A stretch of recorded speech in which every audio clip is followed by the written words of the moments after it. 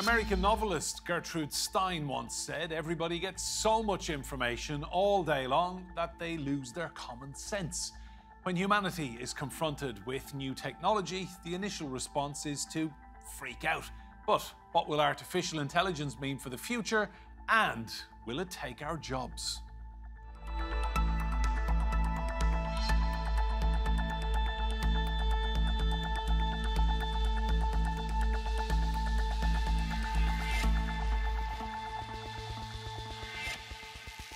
Hello and welcome to Roundtable. I'm the real Enda Brady. Now, I can assure you this is not an AI-generated version, at least for now. But looking ahead, which jobs are likely to change, evolve or disappear because of artificial intelligence? And what can we all do to protect livelihoods? Scenes like this could soon be a thing of the past. Postal service clerks are among the workers particularly at risk because of AI. On the right are the fastest declining jobs, most in customer service and data entry. On the left, the careers expected to grow in computer software, sustainability, data analysis, and others. And looking at the sectors with jobs most exposed to AI, admin, legal, architecture, and engineering top the list. But that doesn't mean it's all necessarily negative. I think it is going to be transformative. I think it's going to change our world as much as the internet has, maybe even the printing press. We need to kind of see it in that context. And the positive applications are also extraordinary too. You know, I'm a doctor by profession, and I'm learning all the time about what AI can do in healthcare. A recent report estimates 12 million jobs in the US will need to transition into something new by 2030. Low-wage jobs are most at risk, and women are 1.5 times more likely to need to move into new occupations than men. Last year's Hollywood actors' strike highlighted the worry within the creative arts that artificial intelligence is taking jobs. The wages are one thing, but the worst aspect is the whole idea of AI and what AI can do to us. Whether for better or worse, it's undeniable that artificial intelligence is here to stay. So how do we future-proof our jobs so that we're not the ones being made obsolete? Let's bring in our guests. In Manchester in the UK is David Edmondson Bird. He is Principal Lecturer in Digital Marketing and Faculty Lead in AI at the Manchester Metropolitan University. In Cornwall, also in the United Kingdom, is Lucy Laker. She is Director of Laker House, a data and product consultancy. And joining me here in the studio is Kenneth Cukier. He is Deputy Executive Editor at The Economist newspaper and author of the book Big Data, a revolution that will transform how we work, live and think. And Leon Emirali, PR consultant and former UK government advisor. Welcome to Roundtable to all of you. David, I want to start with you first as an AI practitioner. I'm going to hold my hands up and say I'm a complete technophobe, and the whole issue of AI and technology really kind of scares the daylights out of me. I mean, should we be embracing this or should we be very concerned about it? I think we should be a bit of both. I'm obviously keen that we start embracing this new technology in all of our lives. I think we have to be careful about how we do it. I think we've got to measure up some of the risks that could be involved, but we really need to be prepared for what's about to happen, because it's going to have a dramatic effect on the way we all work in the future. Lucy, it was put to me recently that AI is only as good as the data that goes into it. Is that a fair assessment? Absolutely, absolutely. You put sort of bad data in, you're going to get bad results out.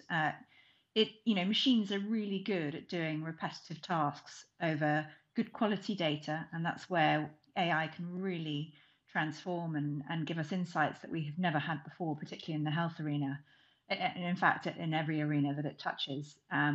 But it is absolutely critical that we understand the impact that the quality of the data that we put in has on the results that get pushed out. And Lucy, is this why we're seeing people say that data is the new oil, that it's so valuable to companies? Yes, I think that's true. However, I think there are huge ethical considerations with data. And I think that's one of the areas that we have to be very cautious about as we drive forward with these new innovations. Data should belong to the person who generates it. And therefore, we've got to be really careful about how we respectfully use other people's data to come up with these amazing new insights that we can. Ken, there's no question AI is changing jobs. How long until it starts taking them? Well, automation has been taking jobs for over 250 years now, from Adam Smith's pin factory, where we had manual labor, but we also had automation in the mill that was running machinery. And since then, of course, the Industrial Revolution was one of complete miserification of the countryside. Karl Marx came up, with a political philosophy and economic philosophy based on that. Today, we're facing a very similar relationship between the role of jobs and automation and technology. Jobs are disappearing, but new jobs are being created. Will it net? We don't really know, but we do know if economic history is going to teach us something, it tells us that there is no quantity of jobs that goes thus far and no further. In fact, the number of things to do in the world expands, and technology allows us to do more things better. And just, Leon, in your experience, you're a PR professional. I read that of all the industries most likely to be affected by jobs losses would be entry-level PR professionals. I mean, just talk us through your thoughts. Yeah, I can see that happening to an extent, Ender. I think that's the key thing here, is that at the moment right now, I'm not sure we can replace the human interface that's required for a good PR person, let's say, whether it's taking people like Ken out for lunch or whether it's just sort of having that client relationship. So I think he loves a lunch. He loves a lunch. So I don't think that's in doubt just yet. But I think over time, certainly I can see those types of jobs being replaced. And it's funny because we all thought automation would be a target of manual labour. It'd be those types of jobs that would go first. But I think generative AI has changed that entirely. And actually, it is those more sort of clerical jobs that are more at risk. And I do think over time that is going to be a problem in my industry in PR and also many others. But PR companies in general have lots of cash. And PR is an industry that is basically built on people skills and communication. So people are always going to want to mix with people, aren't they, in your industry? Certainly for that human interaction, yes. I do think you're going to struggle to replicate that with a machine. However, there are a number of tasks that can be deployed by AI, whether that's press release drafting, whether that is building databases of journalists who you're going to contact. Those types of tasks that are very time intensive, they could be replicated and replaced by machine learning just as well, if not better, than humans. But when it comes to that interface between a person and another, that can't be. Well, the role of accounting is very illustrative here. There was a view in the 80s and 90s when the spreadsheet, computer spreadsheet, came to the fore that the accountant was going to go away and that you would have accountancies with fewer accountants. And that wasn't the case. The number of accountants grew. What we found was that because you had a computerized spreadsheet, you didn't have to always run the numbers and do it all by hand with a calculator and in paper. Suddenly, a single accountant could not have 5 or 10 clients. They could have 30 or 40 clients. They could do more. And where they were getting those clients were at the small and medium-sized businesses and even home businesses. So the market expanded for accountancy practices. The same might happen with public relations. A lot of public relations is very mediocre. A lot of the people who write the press releases aren't even that good a writer. Suddenly, if they've got ChatGPT as a sort of an army of interns to do some of the work for them, they can edit it. They can think about what's going to be a good sell for the journalist. They can pick up the phone and talk to the journalist. So what I think we'll find in professional services is that they will do more better. So you're telling me that AI will be able to write press releases better than a human? They already can. From the press releases I see, bring on AI. Wow.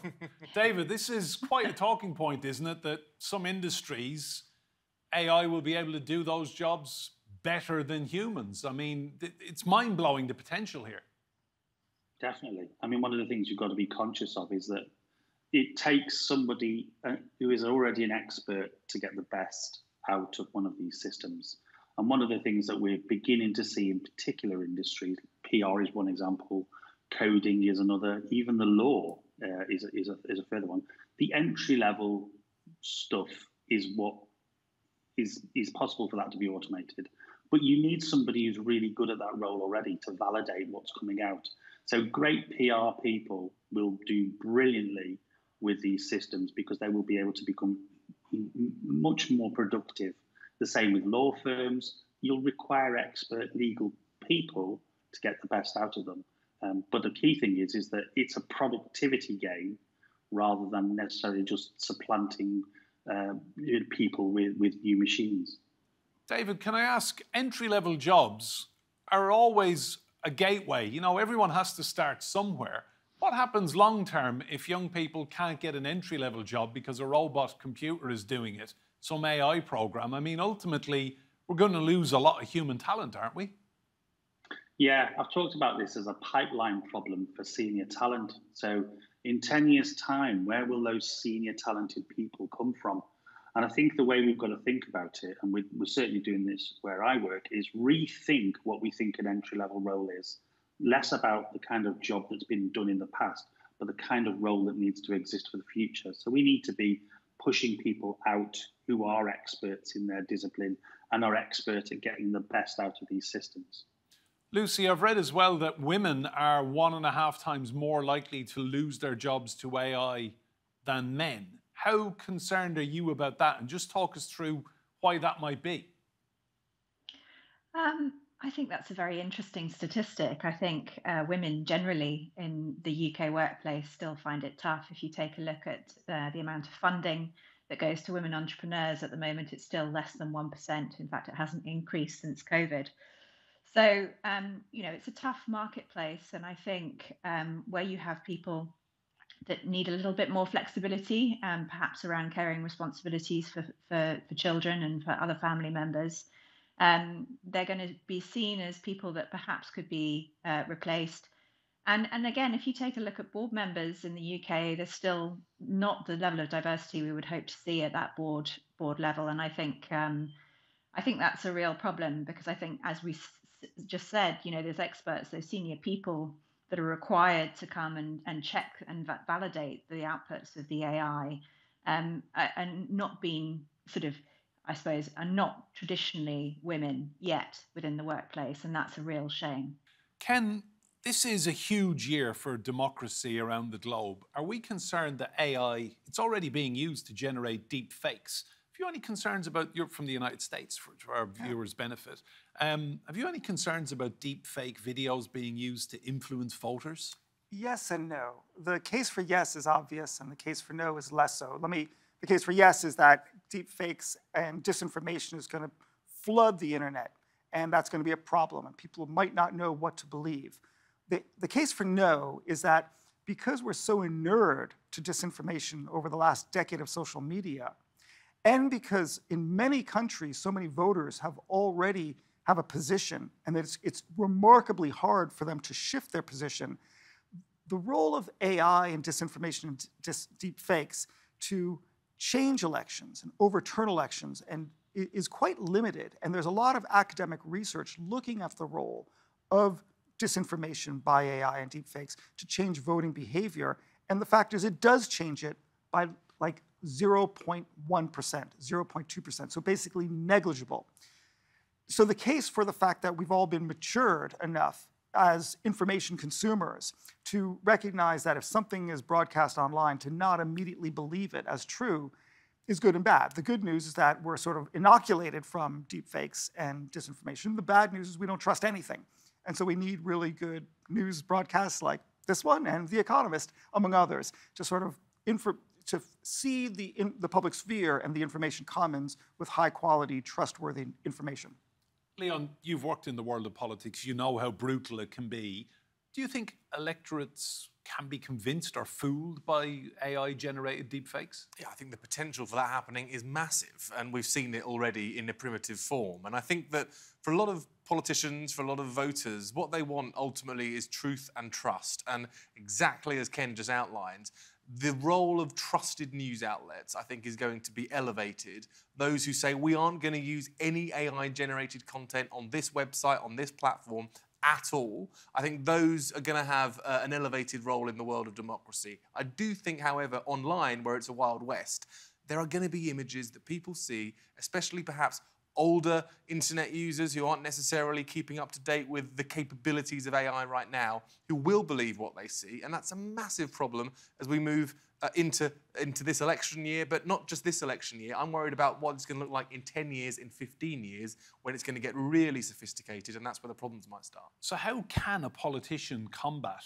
these deep fakes? So there's no obvious answer because so much of our political campaigning is intermediated through a screen. You can try to do things retail, the retail politician who goes to events, holds rallies, but that's not good enough. What you might want to do is to say to your voters, if you have any doubt, go to our website where we will be authenticating every video and every audio and every piece of content. But the reality is that most voters actually don't go to websites to learn these things. They make their opinion and they go forward with their lives. So the problem is that we're stuck in an environment, an epistemological crisis of we do not know what to trust and what to believe. And every candidate will have to simply always be on the back foot, defending themselves against misinformation. David, this is a really fascinating topic, isn't it? I mean, is it something you discuss with your students at Manchester Metropolitan University, the whole issue of deep fakes in politics and news and AI? Yeah, we were talking about it only this afternoon, and I was working with a group of colleagues and students, and we were trying to look at where these problems are going to come from. So it's about trying to anticipate where they're coming from rather than worrying about what's happening right now.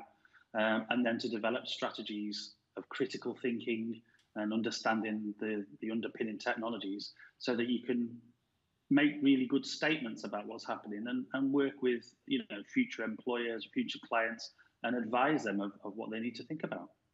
Lucy, is this something that you think will be a concern? A lot of elections around the world, from the USA to the United Kingdom this year, the whole potential for deep fakes to be deployed. Yeah, absolutely. And it comes back to this whole world of ethics, particularly in AI, and what should and shouldn't we be deploying it to do.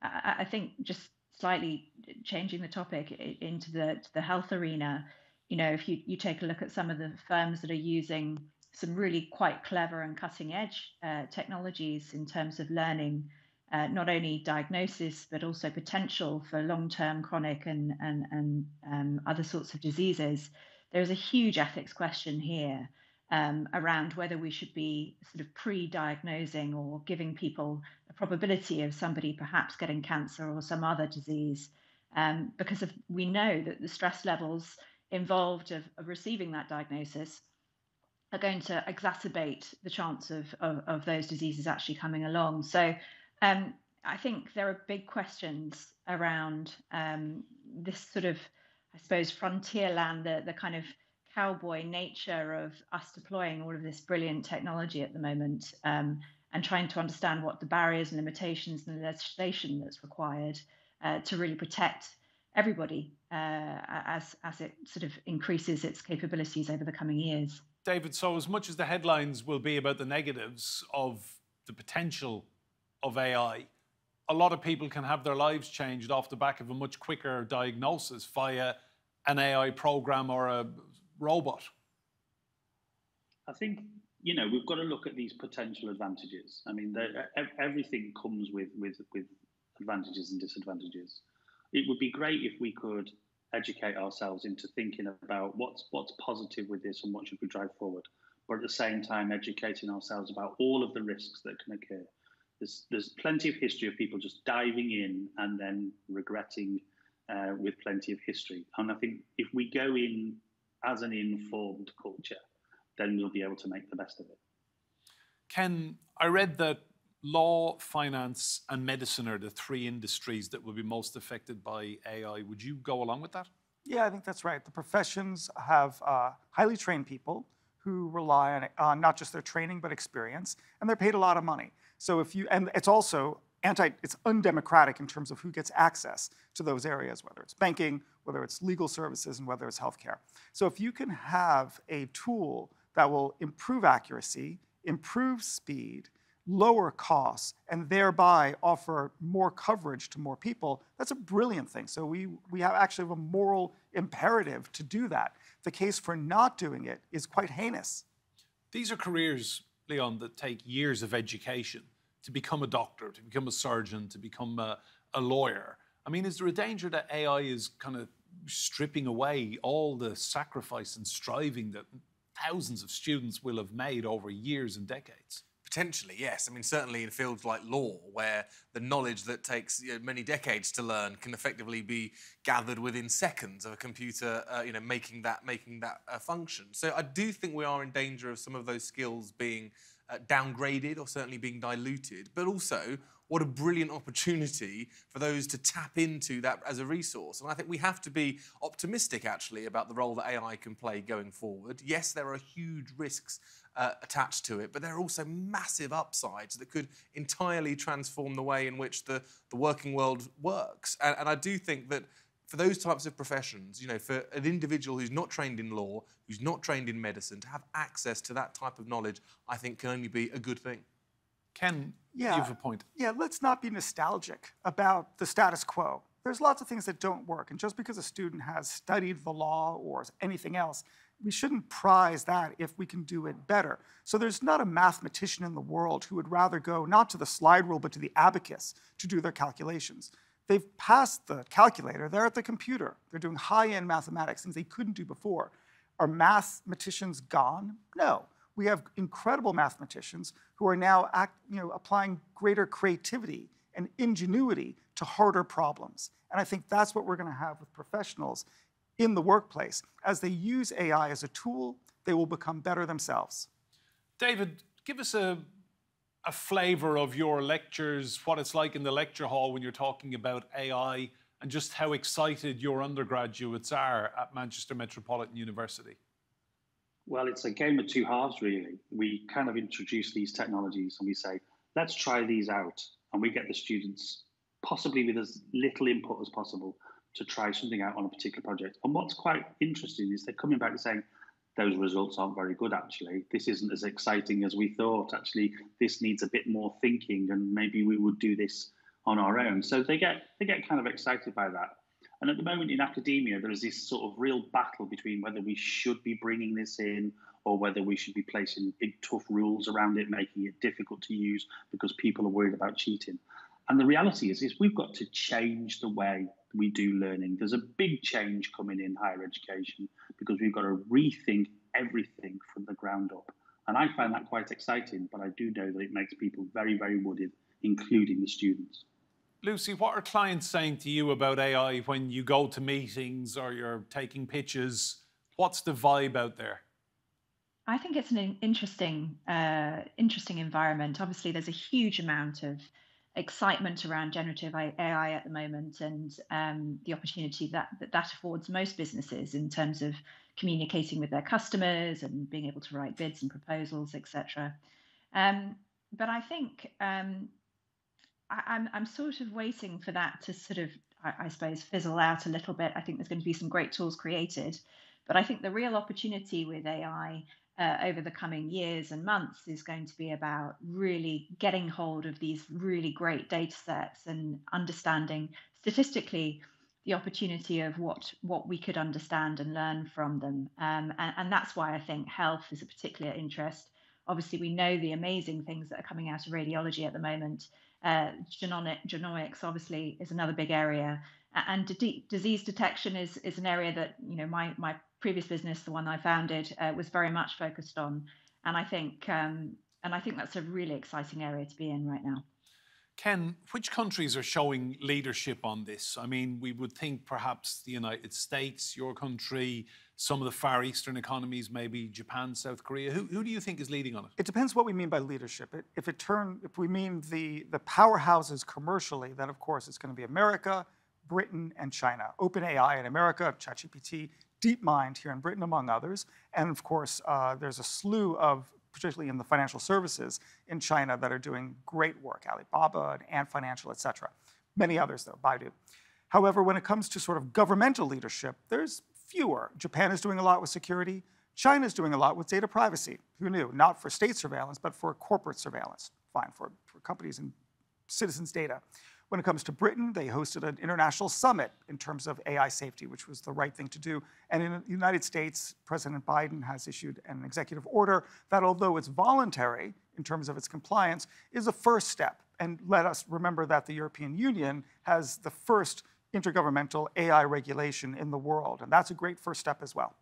And Leon, your take on leadership. Who needs to step up then? Well, I think perhaps actually some should step down, because I think when AI is such a nascent industry as it is right now, regulation potentially could stifle that level of innovation at this very early point of the technology's development. So perhaps, yes, we should have regulation to keep users safe and to protect their privacy and their data, but we shouldn't have so much regulation that it stifles innovation by the companies operating in this space. So yes, I absolutely welcome the UK, the EU, the US who are implementing those types of regulation, but we shouldn't go too far. And I think a lot of policymakers are probably looking at the social media phenomenon where they acted far too late to keep it safe, and they're trying to replicate that with AI by getting in early. I think that's possibly the wrong step to be going down, where we should be letting the industry develop and then legislating and regulating depending on that.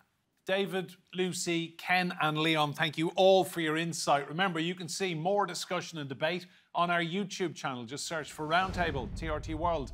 And if you like what you see, do hit that subscribe button. But for now, from me and the Brady, all of the team here, goodbye and thank you for watching.